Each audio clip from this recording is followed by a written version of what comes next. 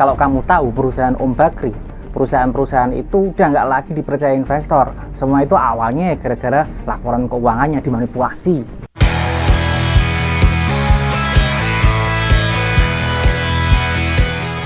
Hai, Om Bagus di sini dengan sebuah konsep. Kalau kamu punya usaha berduit yang dikelola oleh orang lain, kamu pasti nggak bisa sembarang percaya dan bakal minta catatan semua transaksi yang ada duitnya di usahamu itu buat dilaporin ke kamu.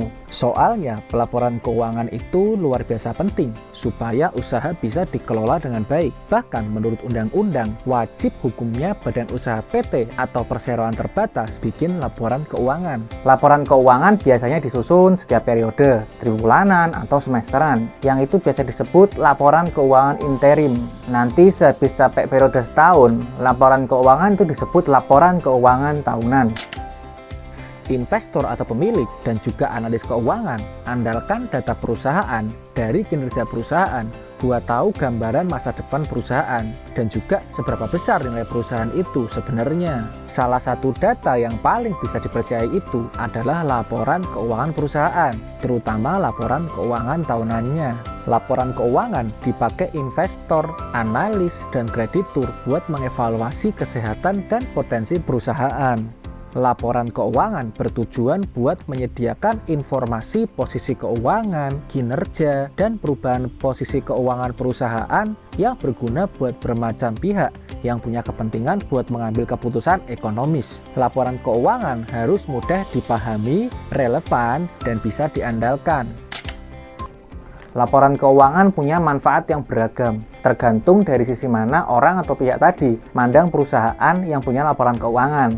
Misalnya pemilik atau pengelola perlu laporan keuangan buat ambil keputusan bisnis yang mempengaruhi keberlanjutan bisnis. Analisis keuangan bisa dilakukan pengelola yang butuh laporan keuangan, supaya pengelola bisa lebih memahami angka-angka yang ada di dalam laporan keuangan. Laporan keuangan juga jadi kewajiban buat perusahaan laporan ke pemegang sahamnya. Calon investor juga pakai laporan keuangan buat nilai apakah perusahaan itu layak buat dia naruh atau invest uangnya di situ. Lembaga keuangan macam bank atau koperasi bakal perlu laporan keuangan buat tahu apakah perusahaan itu layak buat dikasih pinjaman modal atau nambah pinjamannya.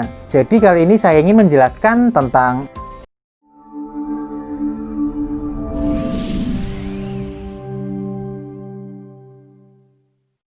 Kali ini saya ingin jelasin laporan keuangan atau financial statement. Laporan keuangan merupakan rekaman formal dari aktivitas dan posisi keuangan perusahaan atau perorangan. Informasi keuangan disajikan terstruktur dalam bentuk yang standar dan mudah dipahami. Laporan keuangan dibagi jadi laporan laba rugi atau income statement, laporan arus kas atau cash flow statement, neraca atau balance sheet, laporan perubahan ekuitas, dan catatan atas laporan keuangan. Namun kali ini kita lebih fokus bahas 3 bagian, terutama neraca, laba rugi, dan arus kas terlebih dahulu. Kita bahas satu persatu, diikuti contoh kasus di franchise Kopi Kenangan. Laporan laba rugi menunjukkan pendapatan dan beban perusahaan di periode tertentu supaya kita bisa lihat apakah perusahaan itu untung atau rugi. Di mana pendapatan merupakan penambahan aset yang biasanya nambahin uang kas. Sebaliknya beban merupakan pengurangan aset yang biasanya ngurangin uang kas. Biarpun nggak selalu begitu.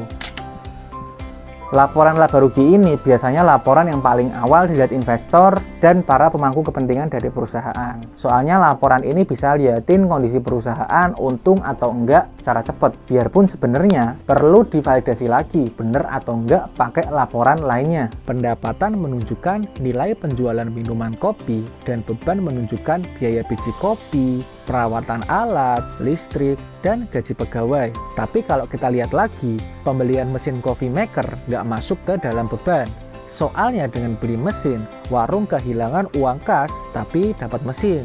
Jadi pembelian mesin tadi nggak mengurangi aset dan cuma dicatat arus kas keluar saja, nggak sebagai beban.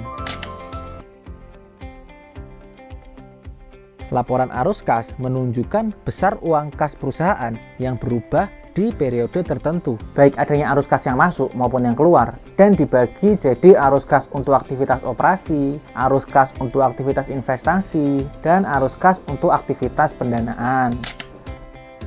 Laporan arus kas ini biasanya laporan yang benar dilihat pemangku kepentingan yang benar perhatiin operasional perusahaan. Soalnya laporan ini nunjukin pergerakan uang kas atau uang cash di perusahaan. Ada kasus perusahaan yang labanya naik, tapi ternyata uang cashnya anjlok. Laba naik cuma gara-gara dia punya saham yang valuasinya naik, atau aset tetap kayak misalnya properti yang harganya juga naik. Kondisi itu sebenarnya nggak ideal juga buat perusahaan. Kebanyakan pendapatan dan beban punya pengaruh kepada kas. Jadi laba rugi yang perhitungannya berbasis kas atau cash basis biasanya sangat mirip dengan arus kas. Ditambahkan aktivitas pembelian atau investasi yang tidak mengurangi aset namun mengurangi kas pada arus kas keluar. Arus kas operasi cuma menukar pendapatan dengan penerimaan dan beban dengan pengeluaran. Ditambah aktivitas pembelian mesin coffee maker yang ditaruh di arus kas investasi sebagai pengeluaran.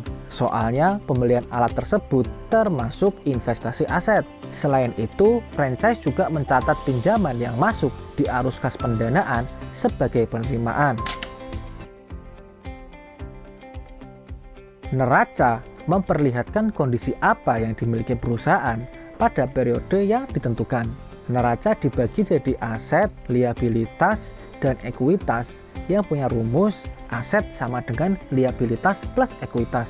Aset merupakan semua sumber daya yang dimiliki perusahaan. Nggak peduli dibeli pakai cara apa dan uang siapa. Selama bernilai dan dimiliki perusahaan, maka jadi aset perusahaan. Liabilitas merupakan semua hutang yang wajib dipenuhi dan dibayar perusahaan, baik utang berbunga maupun nggak berbunga. Ekuitas merupakan nilai yang dimiliki penuh oleh pemilik perusahaan atau pemegang saham. Dari awal perusahaan berdiri sampai sehabis adanya perubahan modal, dari untung atau rugi.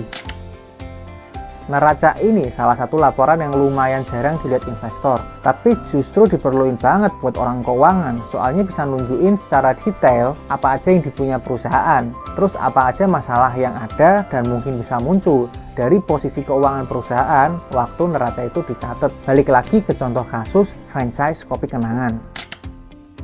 Aset menunjukkan nilai biji kopi yang dipunya, nilai mesin coffee maker, nilai uang kas, dan tabungan. Liabilitas menunjukkan nilai utang kepada bank. Ekuitas menunjukkan nilai modal sendiri dari awal dibangun, ditambah keuntungan atau dikurangi kerugian yang diterima. Laporan perubahan ekuitas ada buat catat setiap keuntungan dan kerugian di akhir periode. Dan catatan atas laporan keuangan ada buat catat catatan-catatan penting yang masih ada hubungannya sama laporan keuangan. Biarpun sejatinya laporan keuangan udah menunjukkan nilai harta yang dipunya perusahaan, laporan keuangan punya kekurangan, di mana apa yang dilaporkan bisa bebas tafsir buat siapapun yang baca. Jadi beda investor sering punya kesimpulan yang beda dari laporan keuangan yang sama.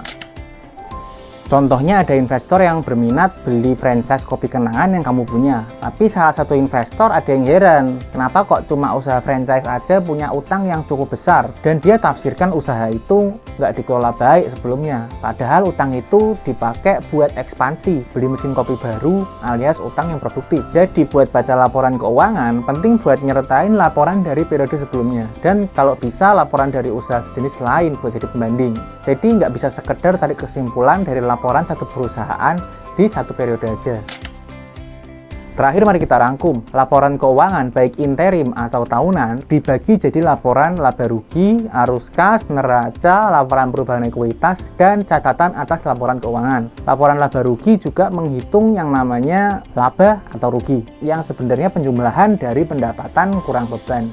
Arus kas dibagi jadi arus kas untuk aktivitas operasi, investasi, dan pendanaan. Neraca dibagi jadi aset sama dengan liabilitas dan ekuitas. Pesan penutup saya, pelaporan bukan jadi formalitas lagi kalau ada uang yang jadi taruhannya. Terima kasih udah dengerin obrolan ini sampai selesai. Kalau ada pertanyaan, saran, dan kesan bisa tulis aja di komentar. Jangan lupa subscribe dan hidupkan notifikasi jika merasa konten ini berguna untuk melihat konten-konten jenis lainnya.